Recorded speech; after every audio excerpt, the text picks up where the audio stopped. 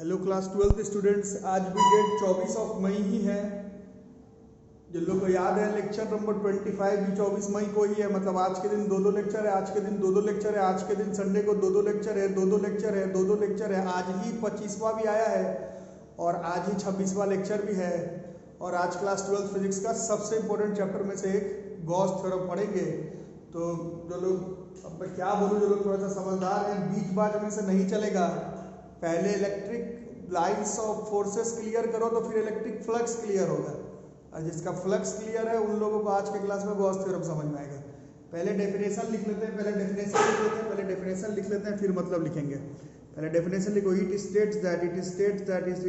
States that total electric flux through a closed surface enclosing a charge is 1 by epsilon naught times the magnitude of the charge enclosed.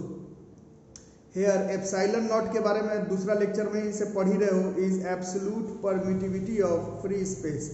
It states that total electric flux through a closed surface enclosing a charge is 1 by epsilon naught times the magnitude of the charge enclosed. Here epsilon naught is absolute permittivity of free space. अब meaning समझना, meaning समझने का try जरूर करना आप लोग। क्या कह रहा है? If a closed surface S, एक क्लोज्ड सरफेस है,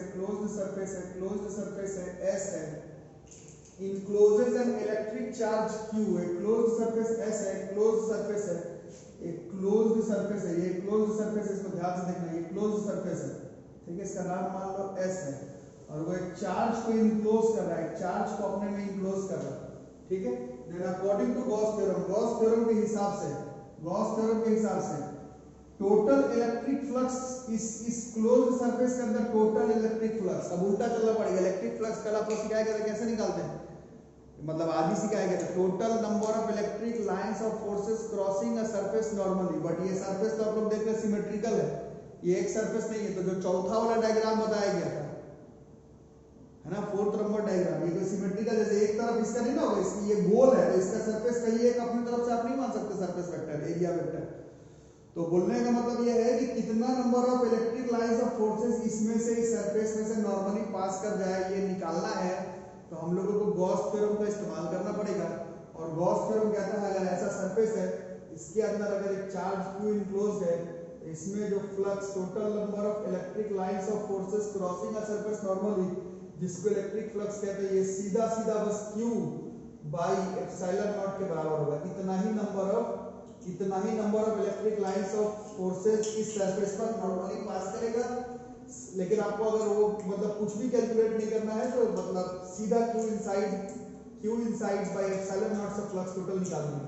लेकिन पिछले लेक्चर में आप लोगों ने पढ़ा है ये एक सिमेट्रिकल डायग्राम है, तो इसमें फ्लक्स टोटल निकालने के लिए डायरेक्ट हिसाब वगैरह चलता नहीं है, इसका लाइन सरफेस इंटीग्रल करना पड़ता है हम लोगों को E डॉट ds का। तो किसी भी सरफेस, अगर कोई एक सरफेस है S, तो उसका फ्लक्स अगर आपको नियम से निकालना है तो surface integral of E dot ds से निकालो। सीधा गॉस थ्योरम से निकालना है तो Q inside by epsilon not से भी फ्लक्स टोटल का वैल्यू इतना ही आएगा। इसी को हम लोग गॉस थ्योरम कहते हैं। सिंपल सा हिसाब किताब है। गॉस थ्योरम कूलम्ब्स लॉ जैसा ही है, इलेक्ट्रोस्टैटिक्स का बेसिक फंडामेंटल लॉ है। इलेक्ट्रिक फील्ड इंटेंसिटी को लिंक करता है ये चार्ज के साथ। सरफेस कितना electric lines of forces surface में से नॉर्मली क्रॉस कर सकता है, ये निकालना है। तरीके से निकालना है तो E डॉट ds से निकालो, सीधा निकालना है तो Q inside by epsilon not से निकालो। दोनों तरीके से फ्लक्स का वैल्यू सेम आएगा, Q inside by epsilon not. Q inside by epsilon not से फ्लक्स अगर निकाल लो तो दैट इज गॉस थ्योरम। तरीके से निकाल लो, अगर गॉस थ्योरम से नहीं निकालना है तो सरफेस इंटीग्रल करो E डॉट ds का, उससे भी फ्लक्स आएगा। और दोनों ही केस में Q inside by epsilon not या फिर surface integral of E dot ds, दोनों से ही फ्लक्स का वैल्यू जो है वो सेम आएगा। This is our Gauss theorem. मतलब बेसिकली कल का, मतलब इससे पिछला क्लास जो हम लोग किए थे उसमें सरफेस पूरा क्लोज्ड नहीं था। बिल्कुल क्लोज नहीं हो तो E डॉट a से आंसर आ गया। सरफेस अगर क्लोज्ड हो गया, ऊबड़ खाबड़ हो गया, तो फ्लक्स निकालते हैं हम लोग E डॉट ds से d फ्लक्स। इंटीग्रेशन करते हैं तो टोटल मैग्नेटिक इलेक्ट्रिक फ्लक्स निकलता है। गॉस साहब बता इतना नहीं करना, अगर सीधा क्यू इनसाइड में एप्सिलॉन नॉट कर दो तो भी सेम टू सेम उतना ही इलेक्ट्रिक फ्लक्स निकल जाएगा।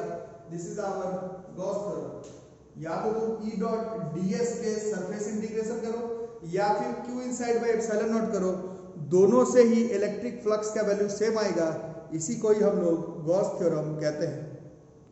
ठीक है बच्चों, ये डायग्राम देखो, ये एक स्फेरिकली सिमेट्रिकली क्लोज्ड सरफेस है। स्फेयर है, बिल्कुल सिमेट्रिक है, सब तरफ से स्फेयर है, क्लोज्ड सरफेस है। और गॉस थ्योरम जो आपके सिलेबस में ऑफिशियली जो पढ़ना है, मतलब समझाने के लिए, वो ऐसा डायग्राम पर समझाया गया है, स्फेरिकली सिमेट्रिकल क्लोज्ड सरफेस। ठीक है, एक स्फेरिकल सिमेट्रिकल क्लोज्ड सरफेस है। ठीक है, इसका एक सेंटर है, किसका सेंटर? स्फेयर का, नाम है O, और वहां पर एक चार्ज इनक्लोज्ड है Q, वहां पर एक चार्ज है Q, और इस स्फेयर का रेडियस है R। ठीक है, अच्छा जो लोग मेरे साथ रेगुलर जुड़े हुए, लोग इस बात को समझते होंगे। प्रूफिंग अपनी जगह पर है, प्रूफिंग अपनी जगह पर है, प्रूफिंग अपनी जगह पर है, प्रूफिंग अपनी जगह पर है। अगर आप ध्यान से सीखते हैं प्रूफिंग को, तो इस तरह का जो भी न्यूमेरिकल होगा वो भी बन जाएगा। ये तो प्रूफिंग है, जिन लोगों को उतना न्यूमेरिकल मेंस एडवांस नीट के एग्जाम से लेना देना नहीं है, प्रूफिंग रट लो, काम चल जाएगा। बट जो लोग अबव एवरेज है पढ़ने में, प्रूफिंग तो एक सहारा होता है, क्वेश्चन को भी अप्रोच हम लोग इसी तरह से करते हैं। ठीक है, तो ये डायग्राम है गॉस थ्योरम, इसको देखना है क्या कहता नहीं कहता। तो ये स्फीयर, इस स्फीयर पर कहीं पर एक पॉइंट हम लोग ले लेते हैं P, यहां से आता है दूरी R है। इलेक्ट्रिक फील्ड का डायरेक्शन शुरुआत में समझाएगा, तो यहाँ पर अगर +1 +1 +1 +1 +1 +1 +1, ये सोर्स ये टेस्ट, ये सोर्स ये टेस्ट, ये सोर्स ये टेस्ट, ये सोर्स ये टेस्ट, ये सोर्स ये टेस्ट, ये सोर्स ये टेस्ट, ये इस पे लगाएगा फोर्स, और +1 यूनिट टेस्ट चार्ज में जो फोर्स वही E, जो फोर्स वो E, जो फोर्स वो E, वो जो फोर्स वो E, इसका डायरेक्शन किस तरफ? ये E का डायरेक्शन हो गया, ये E का डायरेक्शन हो गया, इसका सरफेस S, सरफेस एरिया को S मान लो। ठीक है, ये पॉइंट P पर इलेक्ट्रिक फील्ड का डायरेक्शन इस तरफ। अब ये कैसा सरफेस है? ये डायरेक्ट सरफेस नहीं है, ये डायरेक्ट सरफेस नहीं है, ये डायरेक्ट सरफेस नहीं है। तो इसमें फ्लक्स निकालने का क्या तरीका बताया? तो चौथा वाला मेथड, फोर्थ मेथड, फ्लक्स बताने का चौथा मेथड क्या बताया गया था? इस पूरे सरफेस में से कहीं पर एक छोटा सा सरफेस कंसीडर करो अपने से, जिस पर तुम मेक श्योर कर सको। जैसे मैंने इसको कंसीडर किया छोटा सा सरफेस, नाम रखा ds, ds ds ds ds। Area is not a vector, but अगर एरिया को वेक्टर कंसीडर करो तो उसका जो डायरेक्शन होगा वो सरफेस पर नॉर्मल, सरफेस पर नॉर्मल, सरफेस पर नॉर्मल, सरफेस पर नॉर्मल। तो इस सरफेस पर नॉर्मल, इस सरफेस पर नॉर्मल, इस सरफेस पर नॉर्मल, इस सरफेस पर नॉर्मल, इस सरफेस पर नॉर्मल, इस डायरेक्शन में आएगा। दिस इज ds वेक्टर, और ये इलेक्ट्रिक फील्ड इंटेंसिटी का डायरेक्शन। ठीक है, तो d फ्लक्स अगर हम लोग निकालते हैं, d flux, small amount of electric flux linked with surface ds, this is E dot ds। अब इस डायग्राम में E ds E ds E ds E ds के बीच के एंगल देखो, cos 0 डिग्री पर है, E का डायरेक्शन ds का डायरेक्शन, E का डायरेक्शन ds का डायरेक्शन सेम है, this is E into ds हो गया। ठीक है, अब E का हिसाब अगर लगाते हैं, E का हिसाब अगर लगाते हैं तो +1 +1 +1 अगर यूनिट टेस्ट चार्ज हो तो जो F है वही E है, जो F है वही E है, पहले समझाया गया है। Electric field intensity due to a point charge is 1/4 pi epsilon naught q by r square into ds। This is d flux, ये हो गया d फ्लक्स, ये हो गया d फ्लक्स।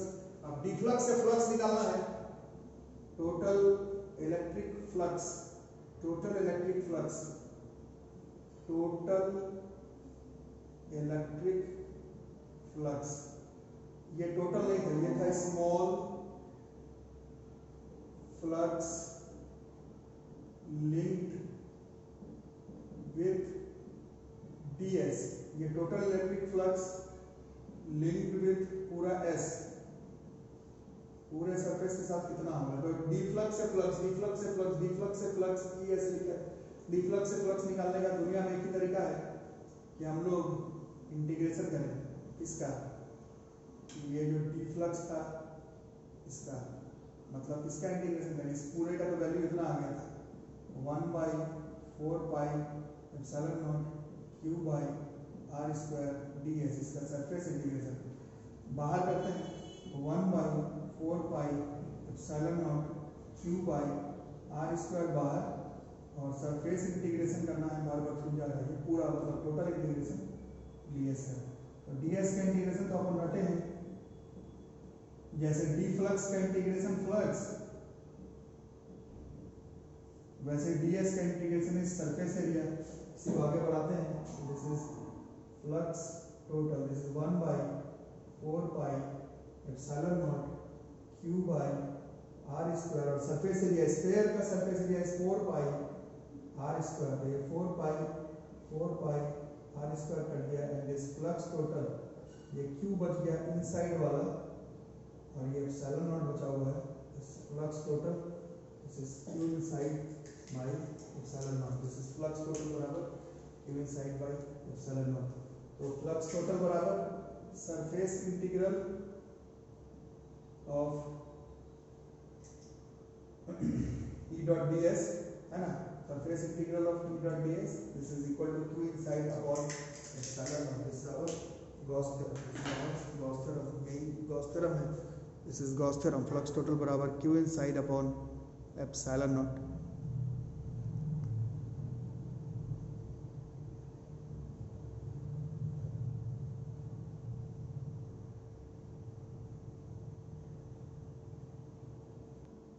अब नेक्स्ट डेफिनेशन है गॉसियन सरफेस। पहले डेफिनेशन लिखो फिर समझाता हूँ। पहले लिखो गॉसियन सरफेस, साफ साफ नहीं दिख रहा तो मैं बोल रहा हूँ। Gaussian surface around a charge distribution bracket में may be a point charge, a line charge, a surface charge और अ वॉल्यूम चार्ज ब्रैकेट बंद, is a closed surface such that electric field intensity at all the points on the surface is same, and the electric flux through the closed surface is along the normal to the surface। पहले लिख लो, फिर से बता देता हूँ। Gaussian surface around a charge distribution may be a point charge, a line charge, a surface charge or a volume charge bracket band is a closed surface such that electric field intensity at all the points on the surface is same, and the electric flux through the closed surface is along the normal to the surface। Meaning समझ में नहीं आया होगा, bounce कर गया होगा, तो इसको समझो। अभी आपने जो गॉस थ्योरम पढ़ा, दैट वाज फ्लक्स टोटल बराबर सरफेस इंटीग्रल क्लोज्ड सरफेस। देखो क्या डेफिनेशन था, एक क्लोज्ड सरफेस होना चाहिए। वो अगर एक चार्ज को इनक्लोज कर रहा हो q, तो उसमें फ्लक्स बराबर q inside by epsilon not हो जाएगा। बट क्वेश्चन को उल्टा, थ्योरम को उल्टा, कॉन्सेप्ट को उल्टा अगर देखो तो मान लो सिर्फ एक चार्ज है तुम्हारे पास और गॉस थ्योरम लगाना है, तो गॉस थ्योरम एरा गैरा सरफेस पर लगता नहीं है। गॉस थ्योरम लगाने के लिए क्लोज सरफेस होता है ना। तो कुछ क्वेश्चंस, कुछ कॉन्सेप्ट, कुछ ग्राफ, कुछ न्यूमेरिकल, कुछ कंसेप्ट में कुछ ऐसा आपको लेना पड़ सकता है कि सिर्फ चार्ज ही हो, क्लोज्ड सरफेस ना हो और उसमें गॉस थ्योरम लगाना हो। तो गॉस थ्योरम हम लोग एरा गैरा सरफेस पर नहीं लगा सकते। गॉस थ्योरम हम लोग गॉसियन सरफेस पर लगाते हैं, और गॉसियन सरफेस एक क्लोज्ड सरफेस करना है। मतलब कई क्वेश्चन में आपको खुद से गॉसियन सरफेस बनाना पड़ेगा। गॉसियन सरफेस है तो गॉस थ्योरम लग गया, सिर्फ चार्ज है उसमें अगर गॉस थ्योरम लगाना है क्वेश्चन में अगर आपको लग रहा है, तो एक गॉसियन सरफेस खुद से सोचना पड़ता है। तो खुद से सोचने का रूल क्या, डेफिनेशन क्या बताया गया है, एक क्लोज्ड सरफेस मानना अपने से, क्लोज्ड सरफेस जहां पर खुद से मानना हो, क्लोज्ड सरफेस मानना अपने से, such that electric field intensity at all the points on the surface is same. ऐसा एरा गैरा कोई भी क्लोज सरफेस नहीं मान लेना है। उस चार्ज के अराउंड जो भी तुम क्लोज सरफेस मानोगे वो कुछ ऐसा होना चाहिए कि उस क्लोज सरफेस के हर पॉइंट पर उस चार्ज के वजह से जो इलेक्ट्रिक फील्ड इंटेंसिटी सेम आना चाहिए। सिर्फ सेम ही नहीं, इलेक्ट्रिक फ्लक्स जो उस क्लोज सरफेस से जाएगा वो हर वक्त नॉर्मल टू द सरफेस ही होना चाहिए। उस क्लोज सरफेस में कहीं पर भी, मतलब बेसिक बात यह है कि अगर सिर्फ एक चार्ज है, गॉसियन सरफेस खुद से मानना है तो एक ऐसा सरफेस मानना पड़ेगा जो कि क्लोज हो, ऐसा क्लोज मानना पड़ेगा जिसमें throughout electric field intensity due to वो जो चार्ज है सेम आए और सबका डायरेक्शन सेम आए, है ना। मतलब अगर एक चार्ज है ऐसा, इसके वजह से अगर गॉसियन सरफेस बनाना हो, तो तो एरा कोई भी क्लोज सरफेस नहीं, ऐसा क्लोज सरफेस लेंगे, ऐसा क्लोज सरफेस लेंगे कि अगर यहां पर इसके वजह से इलेक्ट्रिक फील्ड का डायरेक्शन देखें तो ये नॉर्मल होगा, यहां पर देखें तो भी नॉर्मल होना चाहिए, यहां पर देखें तो भी नॉर्मल होना चाहिए, यहां पर देखें तो भी नॉर्मल होना चाहिए। मतलब गॉसियन सरफेस ऐसा मानना है कि उस गॉसियन सरफेस के किसी एक जगह पर जो तुम कॉन्सेप्ट लगाओगे फ्लक्स का, इलेक्ट्रिक फील्ड इंटेंसिटी का, वो उस पूरे गॉसियन सरफेस में थ्रू आउट सेम आना चाहिए, तभी जाकर के उसको गॉसियन सरफेस मानना होगा। ठीक है, जब आएगा तब देखेंगे, पहले डेफिनेशन लिख करके रख लेंगे।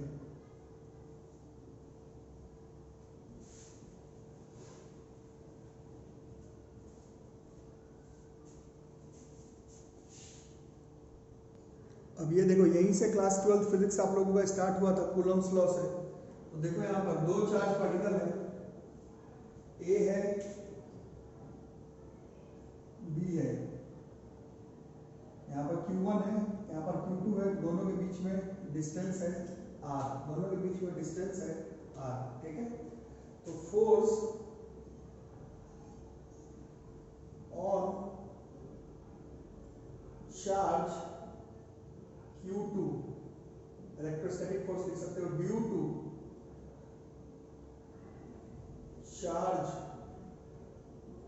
Q1 इज, तो ये जो लोग रेगुलर क्लास कर रहे हैं बताया जाता है, अगर टेस्ट चार्ज 1 है तो F बराबर E, अगर टेस्ट चार्ज 1 नहीं Q है तो F बराबर QE। तो जो लोग कर रहे हैं वो लोग ख्याल होगा, ये जो फोर्स लगेगा इस पर, this will be Q into E, question number 1। ठीक है, और इलेक्ट्रिक फील्ड का डायरेक्शन कैसा होगा, तो इसके लिए बड़े समय इलेक्ट्रिक फील्ड का direction positive positive repel, positive positive repel, positive positive repel, ये इलेक्ट्रिक फील्ड का डायरेक्शन होगा। ठीक है, अब हम लोग क्या करेंगे, थोड़ा सा इसमें हम लोग गॉस थ्योरम को शामिल करना है, गॉस थ्योरम को शामिल करना है। तो अभी आपको बताया था गॉस थ्योरम को शामिल करना है, गॉस थ्योरम को शामिल करना है, गॉस थ्योरम को शामिल करना है, गॉस थ्योरम को शामिल करना है। तो आपको एक Gaussian surface, Gaussian surface, Gaussian surface, Gaussian surface को कंसीडर करना पड़ेगा। और अभी आपको रूल बताया गया है, गॉसियन सरफेस ऐसा लेना है कि जो इस बी पॉइंट पर ए के वजह से हुआ, तो बी पॉइंट उस गॉसियन सरफेस पर कहीं पर भी हो तो यही कॉन्सेप्ट बनना चाहिए। तो उस हिसाब से अगर हम देखेंगे तो यहाँ पर हमारा गॉसियन सरफेस एक स्फेरिकल हो सकता है, सिमेट्रिकल स्फेरिकल, ये गॉसियन सरफेस कंसीडर हम लोग कर सकते हैं। इसका गॉसियन सरफेस ये जो है डॉटेड लाइन है, इसको हम लोग गॉसियन सरफेस कंसीडर कर सकते हैं। You can consider it as a Gaussian surface. इसका एरिया ले लेते हैं S, और यहाँ पर ये जो एरिया छोटा सा यहाँ पर लेंगे, इसको हम लोग ले सकते हैं ds, और ds पर perpendicular vector, this is ds पर वेक्टर। ठीक है, अब हम लोग गॉस थ्योरम लगा लेते हैं। तो फ्रॉम गॉस थ्योरम, क्योंकि गॉसियन सरफेस कंसीडर कर चुके तो गॉस थ्योरम शामिल कर सकते हैं। गॉस थ्योरम कहता है फ्लक्स टोटल बराबर Q इनसाइड, तो इसमें इनसाइड में केवल Q1 है, सिर्फ इनसाइड में तो यही है ना भाई, Q1 बाई एप्सिलॉन नॉट बराबर surface integration of E dot ds, therefore this is Q1 by epsilon naught is equal to, इसका इंटीग्रेशन करेंगे तो इंटीग्रेशन करेंगे तो दोनों में एंगल 0 डिग्री का है, अभी भी देख रहे हो, E और ds का डायरेक्शन सेम है, E ds cos 0, so this is Q1 by epsilon naught is equal to, this is E ds। ठीक है, अब ये E जो है वो यूनिफॉर्म होगा, E का वैल्यू, अब यहीं पर देखो जो लोग समझदार हैं, ये E इंटीग्रेशन से बाहर निकाला है, इंटीग्रेशन के बाहर, इंटीग्रेशन के बाहर, इंटीग्रेशन के बाहर, इंटीग्रेशन के बाहर, इंटीग्रेशन के बाहर, इंटीग्रेशन के बाहर, इंटीग्रेशन के बाद सिर्फ उसी को निकाल सकते हैं जो कांस्टेंट हो, जो कांस्टेंट हो, जो कांस्टेंट हो, जो कांस्टेंट हो। इसीलिए यहाँ पर माना Gaussian surface, Gaussian surface, Gaussian surface, Gaussian surface, definition बताया गया था गॉसियन सरफेस पर किसी भी पॉइंट पर, किसी भी पॉइंट पर, किसी भी पॉइंट पर electric field intensity same uniform होना चाहिए। इसी वजह से इसको हम लोग बाहर निकाल सकते हैं। ये ड्यू टू हुआ गॉसियन सरफेस की वजह से ऐसा हुआ। अब समझ रहे हो तो ठीक, नहीं समझ रहे हो तो मैं क्या कर सकता हूँ। This is Q1 by epsilon naught is equal to E into this ds का इंटीग्रेशन इज S, आगे अगर देखते तो this is Q1 by epsilon naught is equal to E into 4 pi r square, therefore this P is equal to 1 by 4 pi epsilon naught r square into q1 1, therefore equation 1 becomes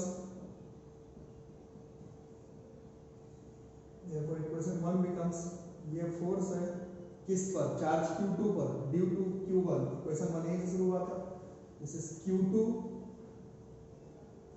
into E पर ये this is 1 by 4 pi epsilon naught q1 by r square, therefore coulombic force the formula is 1 by 4 pi epsilon naught q1 q2 by r square. This is our formula for coulombic force का proofing from Gauss theorem, ये school examination में आता है। तो आज के lecture में क्या क्या सीखा, गॉसियन सरफेस, गॉस थ्योरम और कूलॉम लॉ का प्रूफिंग फ्रॉम गॉस थ्योरम, ये हमारा लेक्चर नंबर 26 पर है। लेक्चर नंबर 27 पर हम लोग गॉस थ्योरम का न्यूमेरिकल लाएंगे। आज 25 और 26 के मदद से हम लोगों का चैप्टर बहुत आगे निकल चुका है। जो लोग चैनल को सब्सक्राइब नहीं किए हैं, चैनल को सब्सक्राइब करके रखो। तो लोग ऑनलाइन पेमेंट कर रहे हैं, उन लोग ऑनलाइन पेमेंट करके अपना स्क्रीनशॉट जो है वो मेरे व्हाट्सएप नंबर पर भेज दें।